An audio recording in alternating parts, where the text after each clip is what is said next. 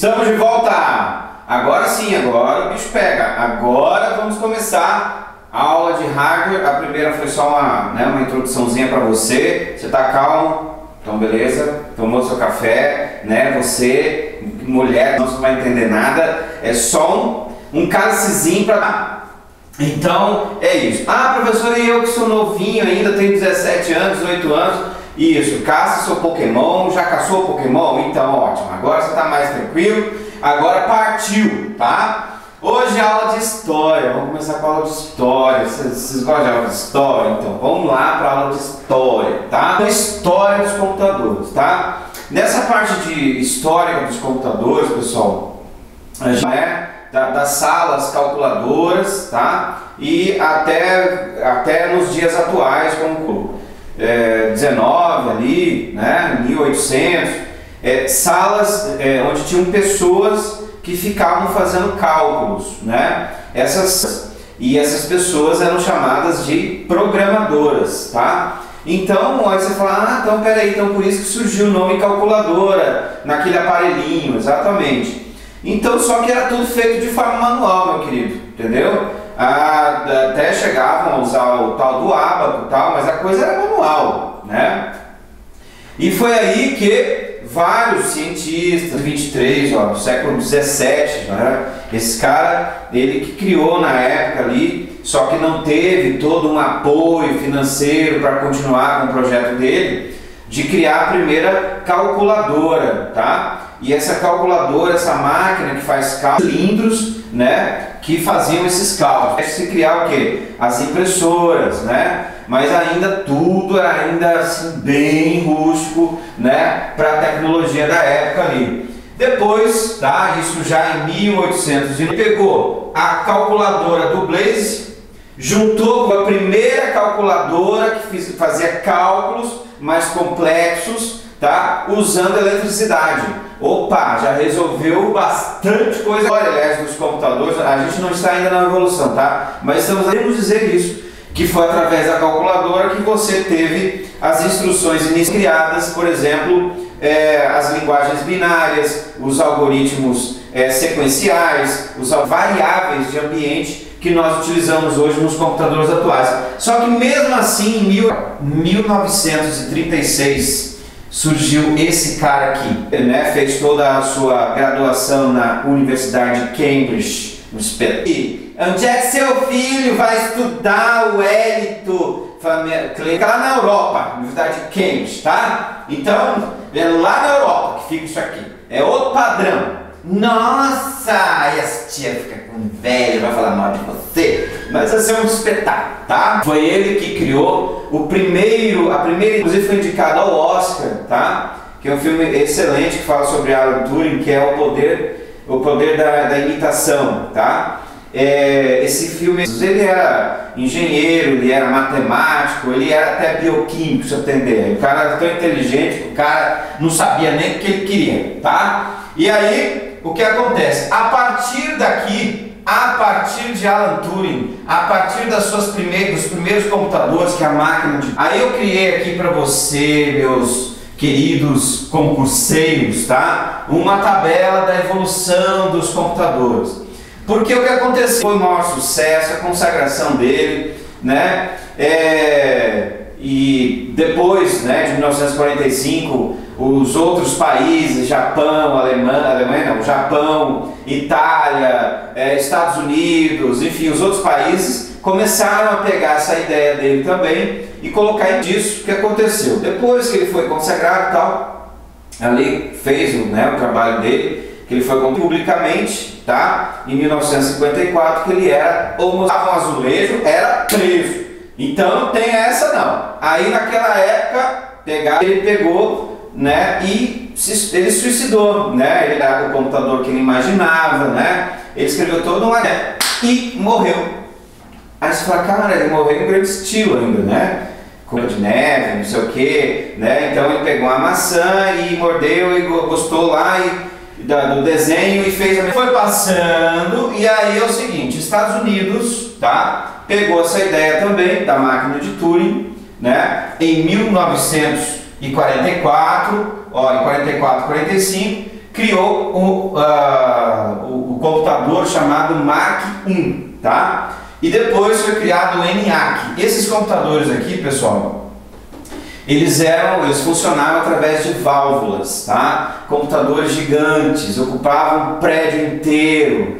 Então, ele foi usado na missão Apollo, tá? Ele foi usado na missão Apollo, foi um dos primeiros computadores a calcular a trajetória da Lua, para você ter uma ideia, tá? É o seguinte, aí eu preciso que você marque assim, ó, os computadores da primeira geração, tá? Foram os computadores de 1951 até 1950, os outros modelos, tá? Esse aqui foram os precursores, né? Tá certo? Foi aqui também que foram criadas muitas empresas, tá? Famosas, que a gente conhece hoje como ó, foram criados aqui. Mas para concurso público, o que eu preciso saber? Você precisa saber o seguinte: geralmente eles não perguntam muito data, né, nas provas de informática. Professor, eu preciso marcar nome de computador, sim. Às vezes a banca quer ferrar o cara e pergunta assim, o cara lá na prova. Porque o cara nasceu em 96, vai saber o que aconteceu lá em 1951, né? Então olha só, o ENIAC, o Mark I, tudo da primeira geração. Aqui na segunda geração nós temos os computadores Univac, tá? E aqui, ó, um pensamento que os computadores tinham que armazenar a sua energia e trabalhar para vários componentes no sistema. Isso só era possível com transistores. E aí, através disso aqui, era possível também criar memórias e variar o refrescamento daquele circuito ali. Tá? Isso só era possível com os transistores. Tá? Terceira geração são os computadores aqui, ó, com circuitos integrados. Tá? 75, tá? Circuitos integrados. Tá? Até 1980. Em 1975, os primeiros softwares para gerenciar a máquina. Foi em 1975 que surgiu um guri, mas só através de eletricidade. Você tinha que ter algum programa para gerenciar essa máquina, que foi a Microsoft e o super, né, usado até nos anos 80. Surgiu também o DOS na parte de software, isso nos computadores de terceira geração.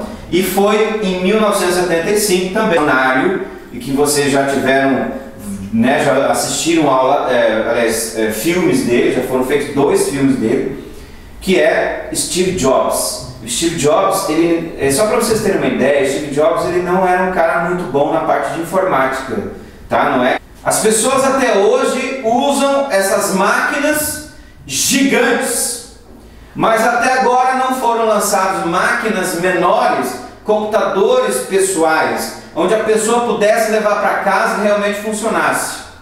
E foi aí que ele teve essa ideia de lançar uma empresa que pegasse esses computadores gigantescos e transformasse em computadores pequenos, lançando os primeiros computadores pessoais. E aí foi aí que em 1976, ele juntando uma equipe, né, como o Wozniak, ele chamou a galera top ali, amigo dele, para fazer isso. Isso é o cara ser visionário. Juntou essa equipe top, que quase ninguém acreditou nele, também numa garagem da casa dele, e desenvolveu o Apple I, tá, ó. Inclusive esse nome Apple, apesar de não estar no filme, tá? Segundo informações assim, mais íntimas, vamos dizer assim, de Steve Jobs, tá? O símbolo da Apple foi em homenagem a Alan, mas o símbolo da Apple foi em homenagem a Alan Turing. Eu não sei se vocês lembram que o símbolo da Apple é uma maçãzinha, tá, mordida, não é isso? Nossa, essa maçã minha parece uma pera. Aí aqui, ó, aí por que ela tá mordida? Como se fosse, né, o Alan Turing ali. E eu não sei se vocês lembram do símbolo original da Apple. Ele era as cores do arco-íris. Você lembra disso? A maçãzinha original da Apple era uma maçã mordida com as cores do arco-íris, homenagem a Alan Turing, pai dos computadores, entendeu? E foi aí que ele criou a Apple para você aqui, tá? Muito bem. E só que hoje o presidente da Apple não aceita esse vínculo com o Alan Turing. No entanto, O símbolo hoje da Apple mudou, ele é só a maçã branquinha, tá? Ou pretinha, ela é chapada, ela não tem mais o símbolo do arco-íris, tá? Mas aí cabe a vocês analisarem o porquê disso, né? Mas olha só, aí o que aconteceu? Em 1975 foi criado então o Apple I, depois o Apple II, em 78, 79 o Apple III, tá? E foi lançado também um computador chamado CDC 6600 da IBM, tá? A IBM também começou a lançar alguns computadores, mas também não foi lá aquela coisa. O Apple I foi uma porcaria, tá? O Apple II deu uma melhoradinha. O Apple III teve bastante venda, isso foi bastante vendido, tá? Se eu não me engano, o nome do Apple III era Lisa, que era o nome da filha do Steve Jobs, tá? Ele deu o nome da filha dele. Mas aí o que aconteceu, galera? Desde 1978 até 1984, tá?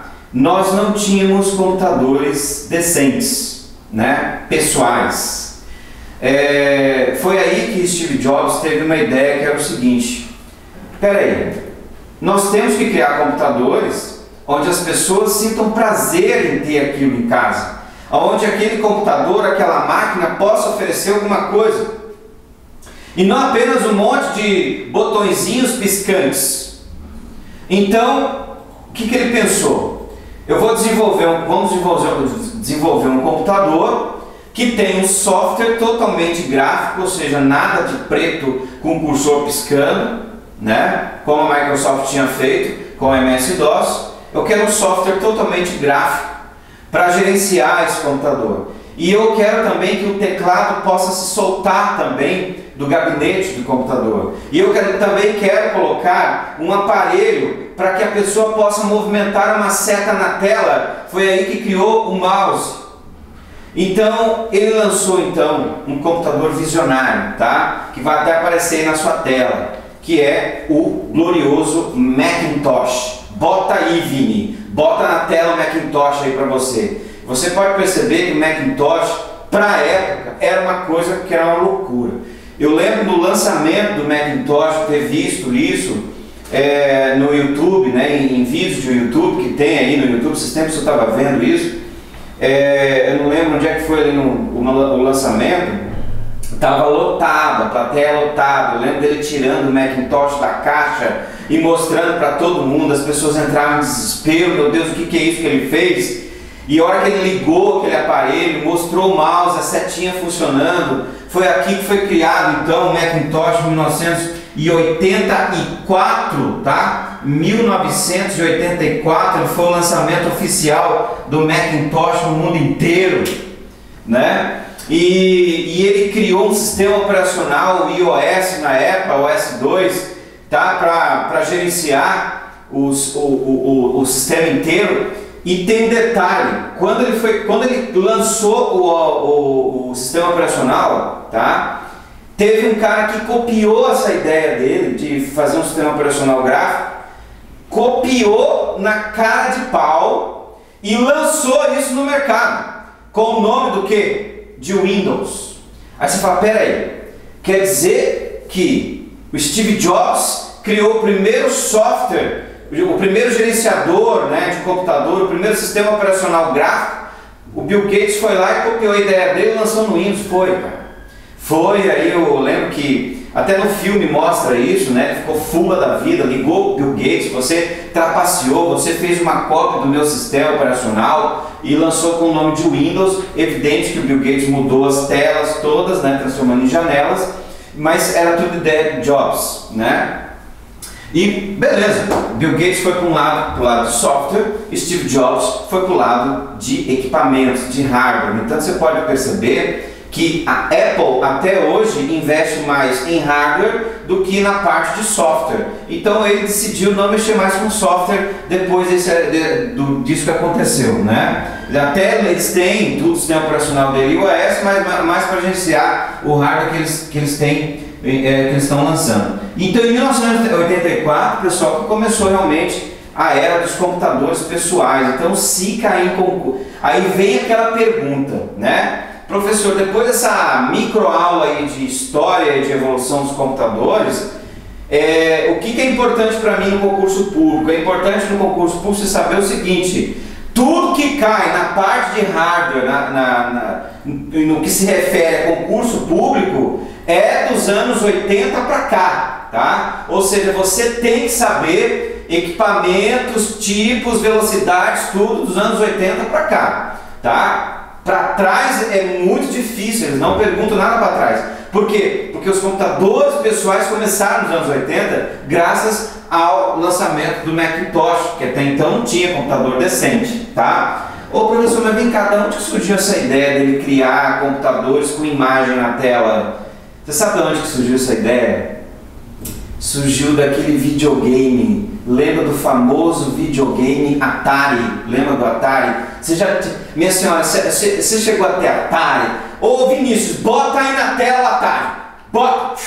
Aí você fala, cara, o Atari, o espetáculo. Eu lembro que eu queria ter esse jogo, esse console em casa. Eu lembro que eu era pequenininho, tinha barriga d'água, aquela poeira em Campo Grande, eu sou de Campo Grande, aquela poeira, não tinha asfalto, minha mãe saía de casa parecendo, meu Deus, parecia que veio da caverna, e aí, Washington, que você está chorando? Eu falei, mãe, eu gostaria tanto de ter um Atari. Ela falava, como? Só se eu vender a casa, porque era muito caro aquele troço. Eu lembro que o meu amiguinho Ricardo, eu sempre olhava a janela dele lá jogando River Raid. Aí você fala, professor, mas o que tem a ver o Atari com o Macintosh? Tem a ver tudo, meu amigo.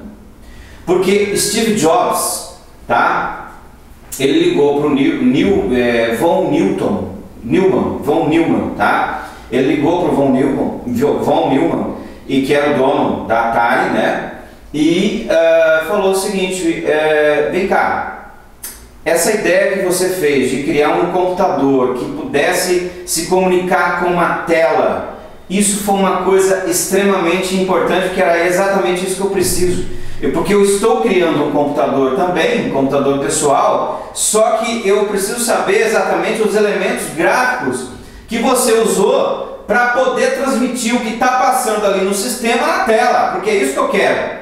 Então aquela parte do monitor, pessoal, do Macintosh, foi graças ao Atari, tá? Então os dois conversaram, os dois se uniram e botou o sistema deles para funcionar e criar então o Macintosh. Então o Macintosh tem um pouquinho do Atari ali no meio. Infelizmente o Atari faliu, né? Depois fechou, a empresa fechou, mas foi o precursor ali dos PlayStation 4, o Xbox que nós temos hoje, tá? Então é isso aí. Aí o tempo foi passando. Hoje, meus amigos, ó, aqui é a terceira geração, circuitos integrados.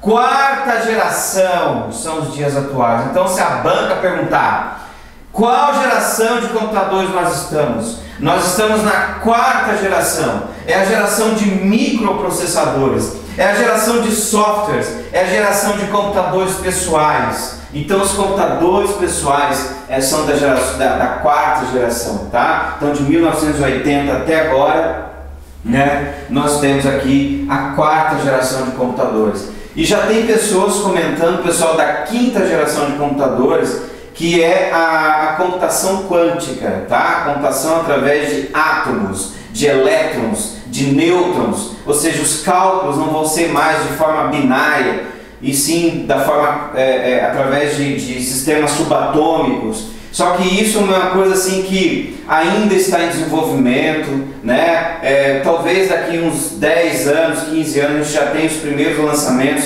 desse tipo de computador. A Intel já está desenvolvendo isso aí, tá? A Intel está trabalhando em cima disso. Por falar em Intel, tá? Sempre que cair em concurso sobre computadores, desde 1980 até agora, só tem duas marcas que geralmente caem na parte de computação: IBM e Intel. E entre as duas, Intel que mais cai em concurso. Então, se você for estudar um pouco dos computadores, estuda componentes e arquiteturas em cima da Intel, tá? A AMD e IBM, apesar da IBM, como vocês viram aqui, ter sido a primeira empresa de tecnologia no mundo, né?